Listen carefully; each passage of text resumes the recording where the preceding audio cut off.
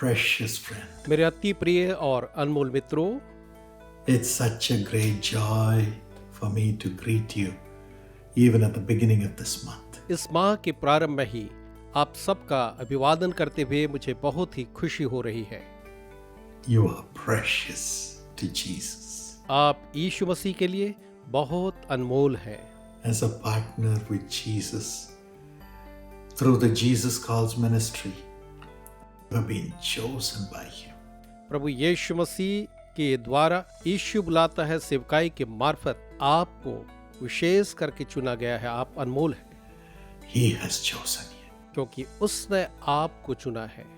He has handpicked you among the millions and millions of people of this world. इस संसार के करोड़ों करोड़ों लोगों के बीच में से उसने स्वयं आपको चुना है, Because He loves you so specially.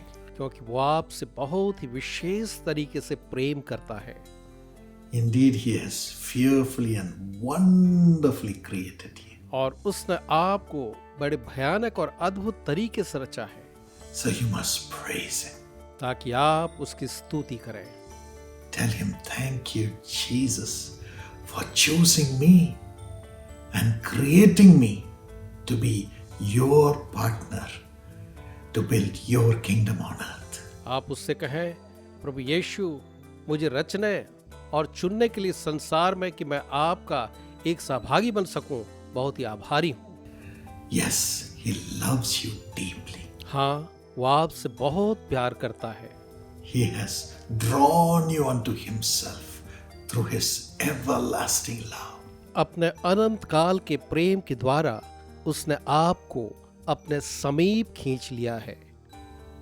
He has bound you with Himself with cords of love. और प्रेम के बंधनों के द्वारा उसने आपको अपने आप से बांध लिया है। So you are under His supernatural power. इसलिए आप उसके अलौकिक शक्ति के अधीन हैं। And He will make sure that all things work unto good for you because you love Him. और वो निश्चित करेगा कि आपके लिए सारी बातें भलाई को ही उत्पन्न करें, क्योंकि आप उससे प्यार करते हैं। And because you're called according to His purpose. और इसलिए क्योंकि आप उसकी इच्छा के अनुसार बुलाए गए हैं, Rejoice. इसलिए आप आनंदित हों। Father, we are so grateful to you for choosing me and choosing my brother, my sister to be your partners. पिताजी, हम बहुत ही आपके आभारी हैं कि आपने मुझे और आपने इस भाई और बहन को आपके सहभागी होने के लिए हमको चुना है। We surrender ourselves to you, Lord. प्रभु जी, हम अपने आप को आपके हाथों में इस समय सौंपते हैं।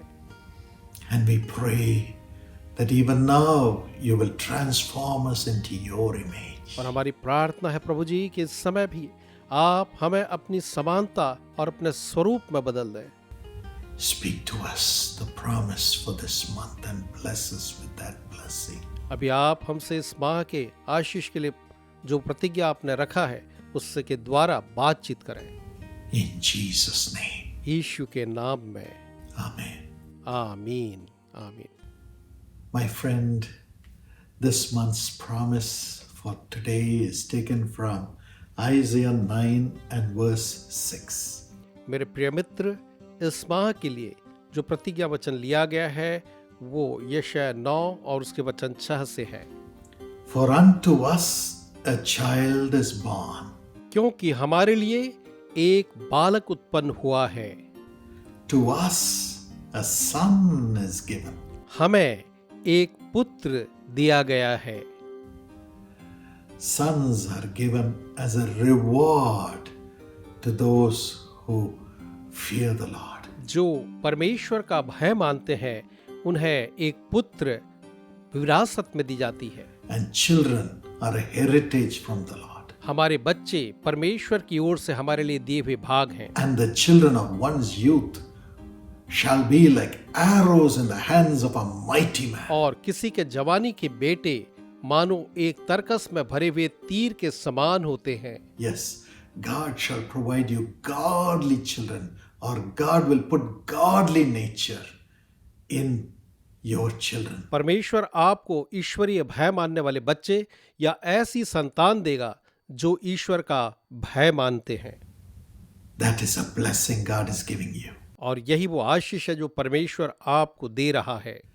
And here it says, unto us a child is born. और यहाँ लिखा है कि हमारे लिए एक बालक उत्पन्न हुआ है, To us a son is given. और हमें एक पुत्र दिया गया है। I would also like to say this as, for us a child is given. मैं इसे ऐसा भी कहना चाहूंगा, हमारे लिए एक बालक दिया गया है। The scripture says, unless you become like little children and repent and become like little children, you will not enter into the kingdom of God. परमेश्वर के वचन में स्पष्ट है कि जब तक हम पश्चाताप करके स्वयं को एक बालक की तरह नहीं बनाते, हम परमेश्वर के राज्य में प्रवेश नहीं कर सकते। Jesus says that. यीशु मसीह ने ये कहा है। So, for us to have the Son to be born for us and to us, we need to become like little children. तो इसलिए अगर हमारे लिए एक बालक उत्पन्न हुआ है तो यह अवश्य है कि हम जो है एक छोटे बच्चे की तरह बन जाएं। Yes, the scripture says that your heart is the temple of the Holy Spirit. हाँ, परमेश्वर का वचन कहता है, शास्त्र में लिखा है, तुम्हारा हृदय परमेश्वर का मंदिर है। Your body is the temple of God. तुम्हारा शरीर परमेश्वर का मंदिर है। And John 1:12 says, और यूहन्ना 1:12 में लिखा है for those who believe in Jesus Christ, कि वे जो प्रभु यीशु मसीह पर विश्वास रखते हैं, He gives them the power to become the children of God. वो उन्हें परमेश्वर की संतान होने का अधिकार देता है। Today, how do you become a child of God? आज आप परमेश्वर की संतान कैसे बन सकते हैं? It is when Jesus is born in your heart. ये तब होगा जब आपके हृदय में प्रभु यीशु पैदा होंगे। And the scripture says here that a child, Jesus Christ, is given as a child to you. और यहाँ पर लिखा है वचन में कि प्रभु यीशु मसीह आपके लिए एक बच्चे की तरह दिया गया। And he is born as a child in your heart. और वह आपके हृदय में एक बच्चे की तरह पैदा हुआ है। And you become a little child, repenting of your sins, to receive him in your heart. और आप एक बालक बनते हैं जब आप पश्चाताप के साथ अपने हृदय में प्रभु यीशु को ग्रहण करते हैं। And so you and I, as little children, and Jesus as a blemishless, holy child, come together, and that union is holy. तो जब आप और मैं एक छोटे बच्चे की तरह उस निष्कलंक और निर्दोष पवित्र यीशु के साथ एक हो जाते हैं तो हमारी एकता हो जाती है। He that is joined with the Lord is one spirit with the Lord. वो जो प्रभु के साथ जुड़ा है वो उसके साथ एक आत्मा है। So today, as you have humbled yourself before the Lord as a little child, He is also coming as a little child, and you and He shall be one. Whatever you ask the Lord, you will have it. तो जबकि आज प्रभु यीशु मसीह एक छोटे बालक की तरह है और आप एक छोटे बालक की तरह उसके साथ एक हो गए हैं, तो आप जो भी मांगेंगे वो होगा। You have become one with Jesus. क्योंकि आप यीशु के साथ एक हो गए हैं। As you have received Him into your heart, जब आपने उसे अपने हृदय में ग्रहण किया है, for you, a son, Jesus Christ has been given. और आपके लिए एक पुत्र यीशु मसीह को दिया गया है। He is your reward. वही आपका प्रतिफल है। And you shall have a heritage in Jesus Christ. और प्रभु यीशु मसीह में आपकी एक मिरास होगी। You shall never have anything of the world touch you anymore. और संसार की कोई भी चीज आपको अब कदापि न छू सकेगी। And secondly, और दूसरी बात, this verse says, यह जो वचन है ये स्पष्ट कहता है the government will be upon his shoulders. कि प्रभुता उसके कांधे पर होगी। What is the government which was on the shoulders of Jesus? वो कौन सी प्रभुता है जो प्रभु यीशु मसीह के कांधों पर रखी गई थी? Romans 14:17 says, रोमियो 14 और उसका वचन 17 जो है ये कहता है, it is righteousness. कि वो धार्मिकता है। Secondly, it's peace. दूसरी बात यह शांति है। Thirdly, it's joy in the Holy Spirit. और तीसरा यह पवित्र आत्मा में आनंद है। When Jesus was talking about tithing to the Pharisees, जब प्रभु यीशु मसीह फरीसियों से दशवांश की बात कर रहे थे, he said it's good and it's good to obey God's command to give 1/10 of your earnings to God as an offering. और उन्होंने कहा यह अच्छी बात है कि अपनी सारी कमाई का 10वां हिस्सा जो है हम परमेश्वर को अर्पित करें, As a sacrifice to God, ये परमेश्वर के लिए एक बलिदान है for God's service. ताकि परमेश्वर के कार्य हो। But at the same time, लेकिन उसी के साथ ही he says you must follow justice. वह कहता है तुम्हें न्याय का अनुसरण करना है, You must follow mercy. तुम्हें दया का अनुसरण करना है And you must follow faithfulness. और विश्वास योग्यता का भी पालन करना है। That's what we read here. और इसी चीज को हम यहाँ पढ़ते हैं, Righteousness, धार्मिकता, peace, Shanti and joy in the Holy Spirit. और पवित्र आत्मा में आनंद। Righteousness, living a righteous life before God, fulfilling His commandments and obeying Him in everything. हम परमेश्वर के साथ धार्मिकता के साथ जीते हैं और हर एक बातों में जो कुछ वो कहता है उसकी आज्ञा का पालन करते हैं। And secondly, having peace with our neighbors, और दूसरे हमारे पड़ोसियों से हम शांति के साथ रहते which brings the holiness of God into our lives, हैं, जो हमारे जीवनों में परमेश्वर की पवित्रता को लाता है which is the government of God. और यही परमेश्वर की प्रभुता है। Hebrews 12:14.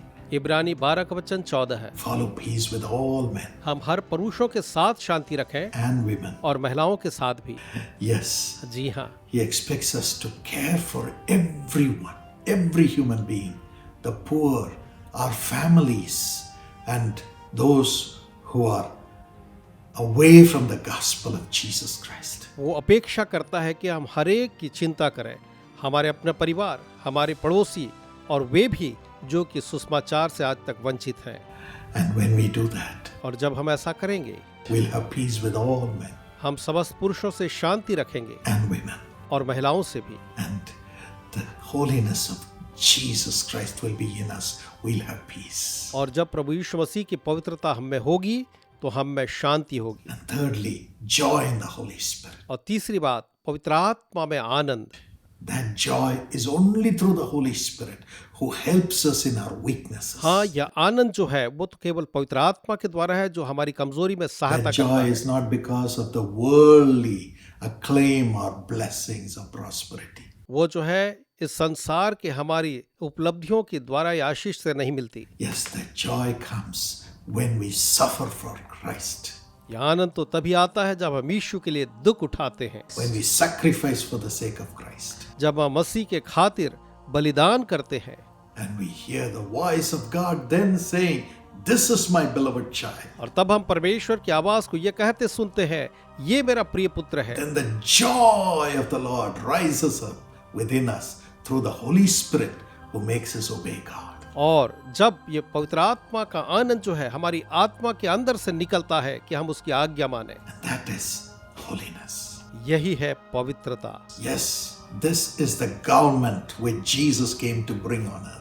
यही तो वो प्रभुता है जिसे इस पृथ्वी पर लाने के लिए प्रभु यीशु मसीह आए। This government was on the shoulders of Jesus.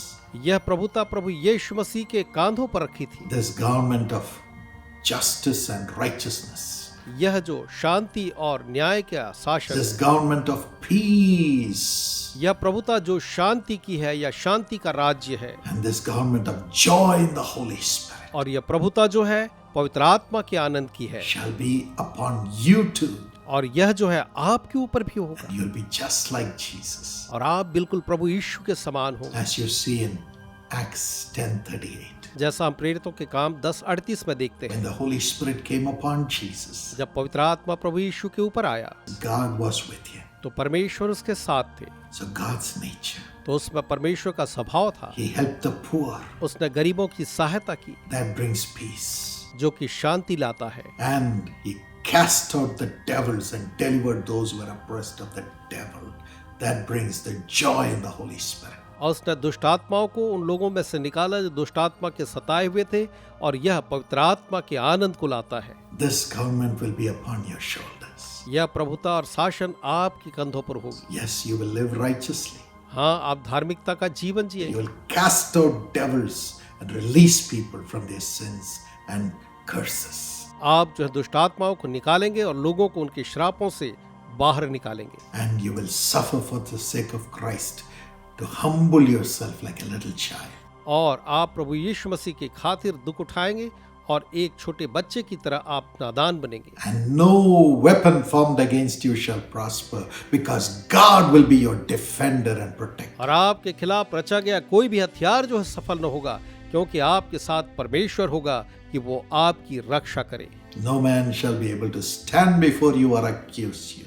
न तो कोई आपके सामने खड़ा होगा, न आप पर दोष लगाने पाएगा। No devil can accuse you. कोई शैतान आप पर दोष न लगा पाएगा। You will always be God's beloved child, as you have the government of the Almighty God through Jesus Christ on your shoulders. आप हमेशा परमेश्वर की संतान बने रहेंगे, क्योंकि आपके कांधों पर पवित्र आत्मा के द्वारा प्रभु यीशु मसीह की वो प्रभुता जो है रखी हुई होगी। And this verse says, और यह जो वचन है वो कहता है He shall be called, कि उसका नाम, Jesus will be called, यीशु मसीह का नाम जो है Wonderful. अद्भुत होगा। Yes, in Judges 13 and verse 18. हाँ, न्यायों अध्याय 13 और उसके वचन 18 में हम पाते हैं Manoah and his wife, when they asked the Lord, what is your name? जब मानो और उसकी पत्नी ने प्रभु से पूछा तेरा नाम क्या है, He said, my name is Wonderful. तो उसने कहा मेरा नाम तो अद्भुत है।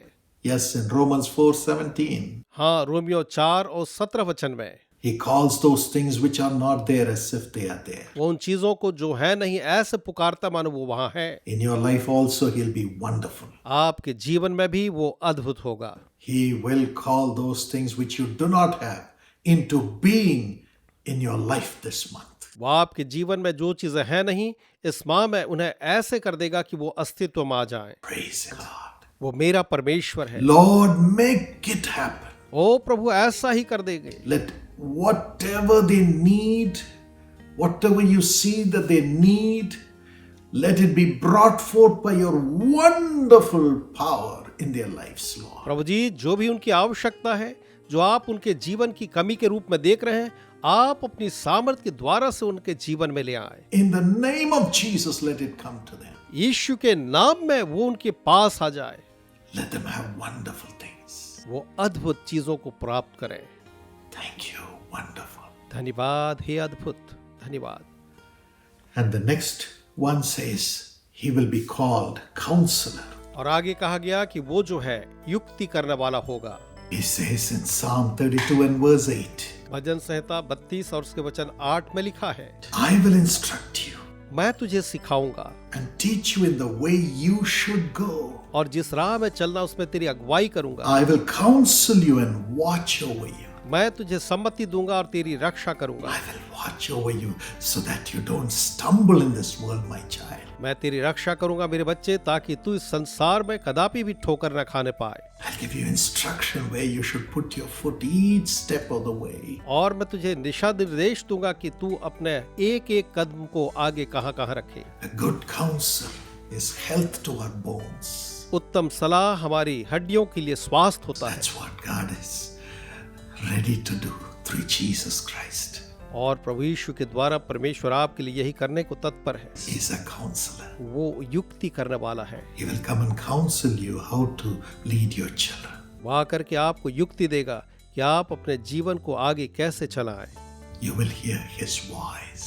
आप उसकी आवाज को सुनेंगे। I pray, Lord, that you will enable your child to listen and hear your voice and get your direction, instruction, and have health in their bones. हे प्रभु जी, मैं प्रार्थना करता हूँ आपके संतानों के लिए कि वो आपसे दिशा निर्देश को, सम्मति को प्राप्त करें और अपनी हड्डियों में जीवन और स्वास्थ्य को पाएं। Thank you for doing it, Lord. धन्यवाद प्रभु जी ऐसा करने के लिए, In Jesus' name. यीशु के नाम में। And thirdly, here it says, और तीसरी चीज यहाँ पर वो आगे कहता है, Mighty God, पराक्रमी परमेश्वर, mighty God. हाँ, वो पराक्रमी परमेश्वर, He shall be a mighty God वो एक पराक्रमी परमेश्वर होगा who does wonders beyond understanding. जो समझ से परे अद्भुत और आश्चर्य के कार्य करता है। The greatest mighty power of God is परमेश्वर की सबसे बड़ी सामर्थ जो है वो है He answers or He hears you before you call. कि आपके पुकारने के पहले वो आपको सुनता और जवाब देता है। Isaiah 65:24. यशायाह 65 और उसके वचन 24 के अनुसार। And He has said in John 14:13 and 14, और उसने यूहन्ना 14:13 और 14 में कहा है, ask anything in my name, I will do it. तुम जो मेरे नाम से मांगोगे मैं वही करूंगा। That is the mighty power of God. यही है परमेश्वर की महान सामर्थ। He's so close to you. वो आपके इतने करीब है। That is His mighty power. यही उसकी अद्भुत सामर्थ है। That is the mighty God. यही तो वो सामर्थी परमेश्वर There है। are billions in the world, और इस संसार में करोड़ों के बीच but He listens to each one's thoughts. वो आपके हर एक के एक एक विचारों को सुनता है। And even before they are ready to pray, He knows what they are going to ask. और मांगने से पहले वो हर एक के लिए जानता है कि किसको किस बात की आवश्यकता है। And when they ask, He comes and does it. और जब वो मांगते हैं तो आकर के उनके लिए वही पूरा करता है। In Jeremiah 33:3, यिर्मयाह 33 वचन 3 में He says, call unto me in the day of trouble. वो कहता है कि विपत्ति के दिन में तू मुझे पुकार I will come और मैं आऊंगा and show you great and mighty things which you do not know. और तुझे ऐसी अद्भुत और कठिन बातें बताऊंगा जो तू नहीं जानता, Unsearchable things. ऐसी जिन्हें तू समझ नहीं सकता। That is the mighty God who is with you. यही वो सामर्थी परमेश्वर है जो आपके साथ है। He has come in the form of Jesus to be with you. हाँ, वो आपके साथ यीशु के रूप में रहने के लिए आया है May you experience His mighty power. और आप उसके अद्भुत सामर्थ को निश्चय महसूस करेंगे। How to do it? इसे कैसे करें? Praise Him. उसकी प्रशंसा करें। Say, you're a mighty God. कहिए आप सामर्थी परमेश्वर हैं And you will see His mighty power. और आप उसकी सामर्थ को देखेंगे। Psalm 136 and verse 4. भजन 136 और उसके वचन 4 के अनुसार। All right, number 4. और चौथी चीज है He is the everlasting Father. वह अनंत काल का पिता है। According to Jeremiah 29:11, यिर्मयाह 29 और उसके वचन 11 के अनुसार He has made great plans for you. उसने आपके लिए महान योजनाओं को बना करके रखा है। And the scripture says, और शास्त्र कहता है Hebrews 4:3, इब्रानी 4:3 में He has already prepared everything for you. उसने आपके लिए सब कुछ पहले ही तैयार कर रखा है। In Exodus 23:20 also says the same thing. निर्गमन 23 वचन 20 जो है बिल्कुल यही चीज कहता है। Everything is ready. सब कुछ तैयार है, So He came as a father इसलिए वो एक पिता के रूप में आया to shed His blood for you, कि आपके लिए अपने लहू को बहाए, so that the price is already paid for all the gifts that you have to receive. ताकि आपको जो जो इनाम पाने हैं उन सब की कीमत पहले ही चुका दी गई है। And all that you do is to receive Jesus Christ. आपको बस इतना करना है कि यीशु मसीह को अपने जीवन में ग्रहण करें And the gift is given to you. और आपको वो इनाम मिल जाता है। Luke 11:13 says so. लुका 11 और 13 यही कहता The है। greatest gift is the Holy Spirit. सबसे बड़ा दान जो है पवित्र आत्मा है। And that gift, when He comes into you, He will give you everything. और जब वो दान आपके अंदर में आएगा तो वो आपको सब कुछ दे देगा। Everything that God has prepared for you. सब कुछ जो परमेश्वर ने आपके लिए तैयार करा है, Do not be afraid. इसलिए न डरें। And finally, और अंत में Prince of Peace. वो शांति का राजकुमार है। Yes, you will also be a Prince of Peace. हाँ, आप भी एक शांति के राजकुमार बनेंगे। Colossians 1:20 says, कुलोसी 1:20 कहता है Jesus has paid the price by shedding His blood on the cross to buy that peace for you. प्रभु यीशु मसीह ने कलवरी के क्रूस के ऊपर आपके लिए उस शांति को प्राप्त करने हेतु पहले ही वो कीमत चुका दी है। In John 14:27, यूहन्ना 14 और 27 में Jesus says, my peace I give unto you. यीशु कहते हैं मैं तुम्हें अपनी शांति दिए जाता हूँ। May you have this peace of Jesus Christ. आप प्रभु यीशु की इस शांति को प्राप्त करेंगे। Father, fill your child with this peace. पिताजी अपने संतान को अपनी शांति से भर दें। Your peace. आपकी शांति, Be the peace आप उस शांति को in his or her life. आप अपने बेटे या बेटी के जीवन में लेकर के आए। Thank you, Lord. धन्यवाद प्रभु। Let everything be peace. सब कुछ शांत हो। Peace. Shanti, Peace. Shanti, In Jesus' name. यीशु के नाम में, Amen. आमीन। God bless you, my friend. परमेश्वर आपको आशीष दे मेरे मित्रों। May God bless you on your birthday or on your wedding anniversary that you may celebrate this month. आपने इस माह में जो अपना जन्मदिन या विवाह की वर्षगांठ बनाए, प्रभु आपको आशीष दे। And also, this month we are beginning the work at the Bethesda Prayer Dome, refurbishing it. और इस बार हम लोग फिर से बेथेस्दा का जो प्रेयर का डोम है, गुंबज है, उसका जीर्णोद्धार कर रहे हैं। It's going to cost 3.5 crores of rupees. और इसके लिए 3.5 करोड़ रुपए की आवश्यकता होगी। It's taken several years and we have used it, and thousands have poured their tears there and received blessings. इसके निर्माण में कई साल लगे और हजारों हजार ने वहां अपने आंसुओं को बहा करके परमेश्वर की आशीषों को प्राप्त किया है। And now we have to clean it up, transform the whole place and make it new for many more millions to be blessed. और अब हमें इसे फिर से एक बार साफ करके इसका जीर्णोद्धार करना है ताकि और भी करोड़ों लोग उसके द्वारा आशीषित हों। So please pray that God will supply all the need to make this happen. इसलिए मेहरबानी से प्रार्थना करें कि परमेश्वर इसको पूरा करने के लिए हर एक घटी को पूरी And करे। also, my friends, we continue to minister to millions of people even during this period. और साथ ही मित्रों, इस दरमियान में हम लाखों लोगों की सेवा करते रहेंगे। Remember the nearly 800 people who are working with us लगभग 800 लोगों को स्मरण करें जो हमारे साथ कार्य कर रहे हैं and pray for them. और उनके लिए भी प्रार्थना करें। God bless you as you have been a faithful partner. हमारे विश्वास योग्य सहभागी आपको प्रभु आशीष दे। Enjoy God this month. इस बार परमेश्वर का आनंद लें। Remember, we are praying for you every day. स्मरण रखें, हम प्रतिदिन आपके लिए प्रार्थना कर रहे हैं। God bless you. परमेश्वर आपको आशीष दे।